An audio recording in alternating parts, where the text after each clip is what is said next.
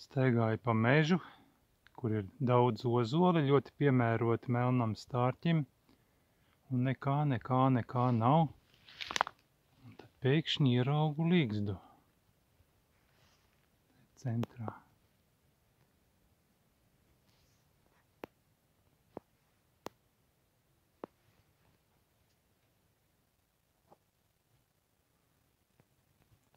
Un binokli pa gabalu paskatoties, likās, kad ir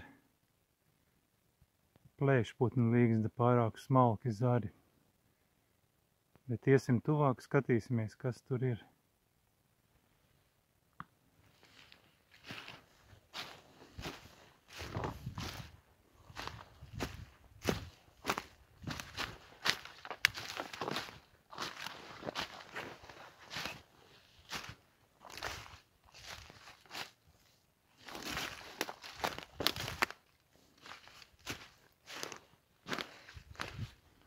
Nu jā.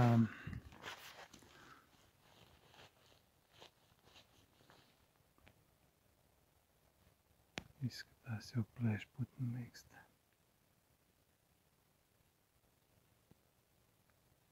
Bet vieta piemērota, nu, bišķiņ tā kā pa tuvu izcirtumiem.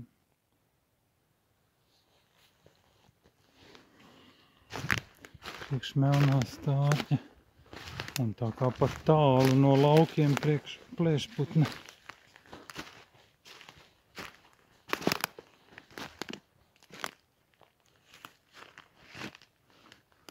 Jā, koki te ļoti skaisti. Tādu ozolu viņi ir auguši kādreiz klajumā. Viņiem ir diezgan horizontāli zari.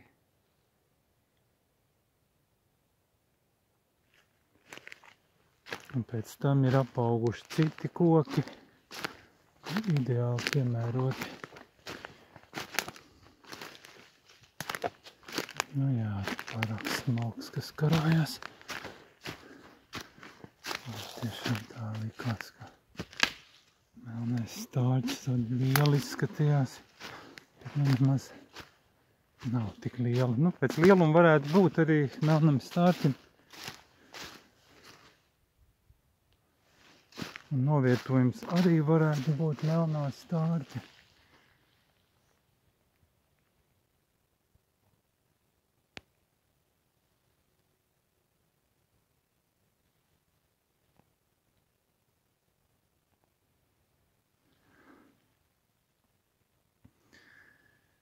Papētīsim ar binokli tuvāk.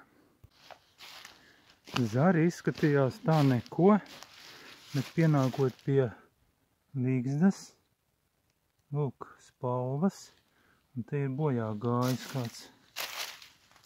Kas tas ir? Kas tas ir?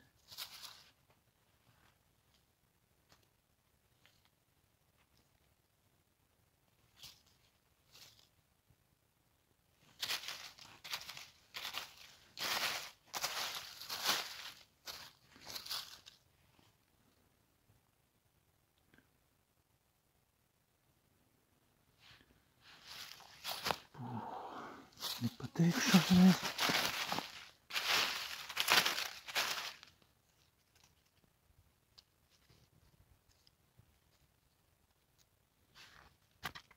Pats spalva izskatās pēc.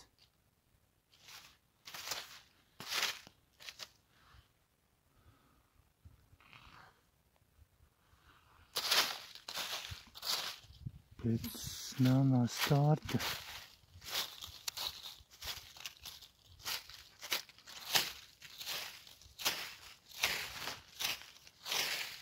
Tā kā jaunais putns, tā kā bišķi vēl makstīs spalvas.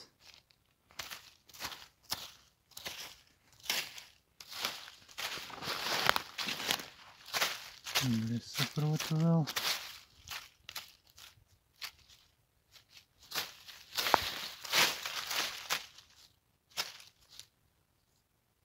Augšstilbs.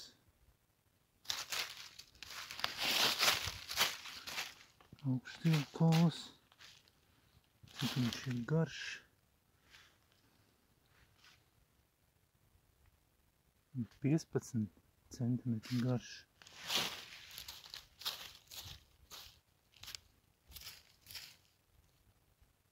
Pa.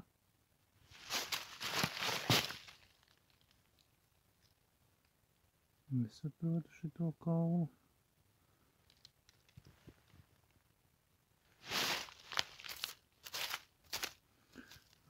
Taisīsim kādas bildes.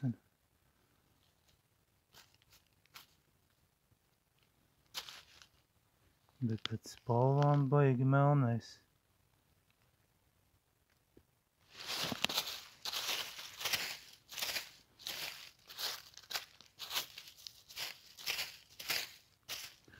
Kāpēc nav apakšstilbu kājas?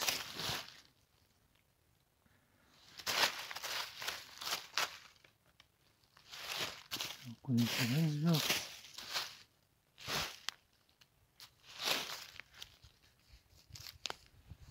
Tā, taisīsim kādas bildes.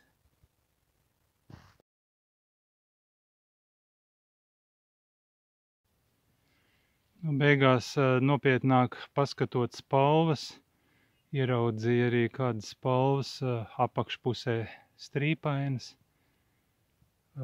Tas ir mazais ēglis, jaunais putns.